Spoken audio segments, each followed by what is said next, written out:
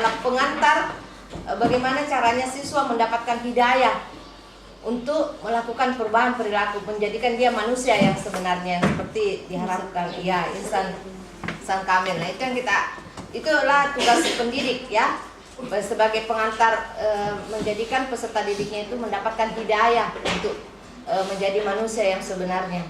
Nah, itu sayangnya ya, hidayah itu masuk ke wilayah transendental, tidak ada ukurannya. Dalam arti sini, Ustaz, ya bukan berarti hidayah yang bersifat spiritual, maksudnya dia dengan guru hanya pengantar, dia melakukan proses pembelajaran, karena proses pembelajaran yang terjadi kan bukan hanya di sekolah. Kalau kita guru ya barangkali sebatas sekolah, tetapi mengantar dia bisa melakukan proses pembelajarannya di luar sekolah, di lingkungan hidupnya. Ya, bukan hidayah kalau begitu. Dalam arti sini bukan maksudnya hidayah yang bersifat spiritual itu yang saya maksud, hanya maksudnya mengantarkan dia untuk proses pembelajaran itu, mengetahui lingkungannya. Ya. Sedikit Pak, ya, ada tambahan. Saya kira begini, makasih atas kesempatan yang diberikan. Guru apa? Tadi siapa? Guru apa? Saya guru kelas di tingkat TNI. Tetapi sehubungan yang dikatakan tadi oleh Bu Rukia, pengalaman-pengalaman yang ada seorang anak yang kurang aktif dalam pembelajaran, saya kira kita juga tidak boleh terlalu menyalahkan anak, ya, selalu menyalahkan mengapa anak itu, mungkin anak itu nakal atau bagaimana. Tetapi perlu kita introspeksi diri juga bahwa apakah proses pembelajaran, ya, jadi mohon maaf, bukan saya mengatakan bahwa Ibu Rukia tidak melakukan model, tetapi mungkin anak-anak itu perlu variatif, jadi variasi model yang kita belajarkan. Maksudnya jangan mungkin model ini model pembelajaran pertama pertemuan minggu ini diubah lagi model-model pembelajarannya. Saya kira itu salah satu solusi untuk mengaktifkan perhatian peserta didik kita untuk mengikuti pelajaran secara maksimal. Saya kira pemerintah sekarang ini mulai mengembangkan semacam jalur untuk meningkatkan potensi para guru-guru kita, karena baru-baru saya ikuti di Parepare ada program USAID prioritas. Jadi itu ada beberapa wilayah di Indonesia Timur, mungkin ada beberapa provinsi itu yang diikutkan, dan termasuk Palopo dan Luwu juga dapat. Jadi itu nantinya ada fasilitator daerah yang dikhususkan untuk mengembangkan model-model semacam itu. Jadi yang saya lihat itu pakem, ya, jadi model pembelajaran interaksi siswa. Saya kira demikian, Pak.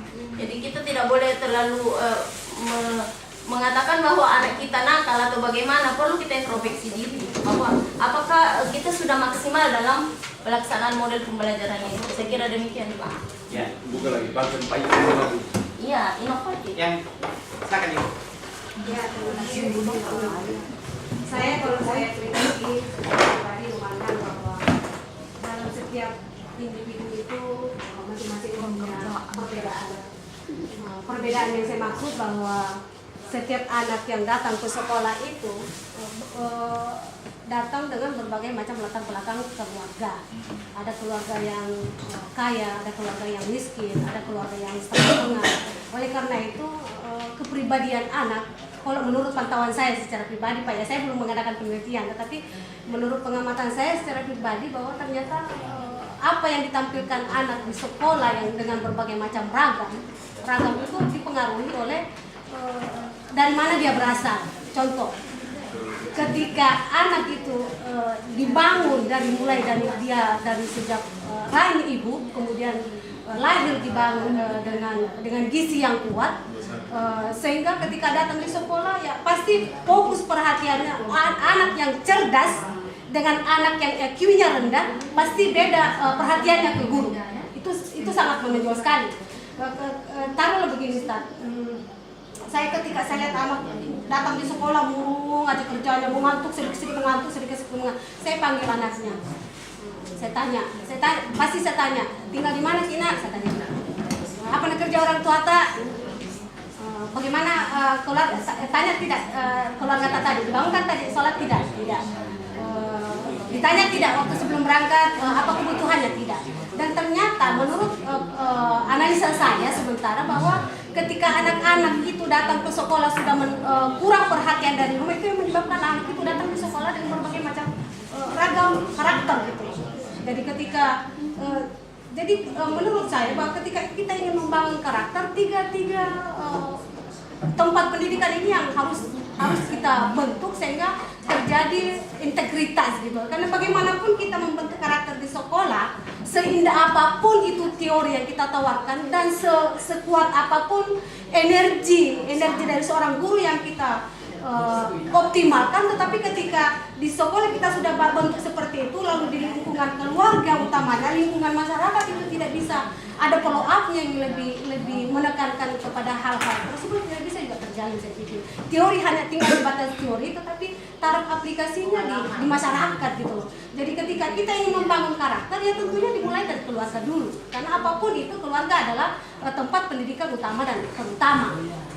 Nah, ketika saya cenderung begini Ustaz, ketika saya tanya anak-anak saya, setiap saya masuk mengajar saya tanya pertama kali dulu, siapa yang sholat subuh? Hanya paling banyak kalau ada 2 orang yang angkat tangan. Lalu saya tanya, siapa yang dibangunkan orang tuanya sholat subuh? Hanya berapa dari sekian anak yang angkat tangan dibangunkan orang tuanya sholat subuh. Lalu ketika itu saya tanya, siapa yang bangun sholat subuh? Bangun sholat subuh ketika dibangunkan orang tuanya berapa yang angkat tangan, dan bahkan ada yang tidak angkat tangan.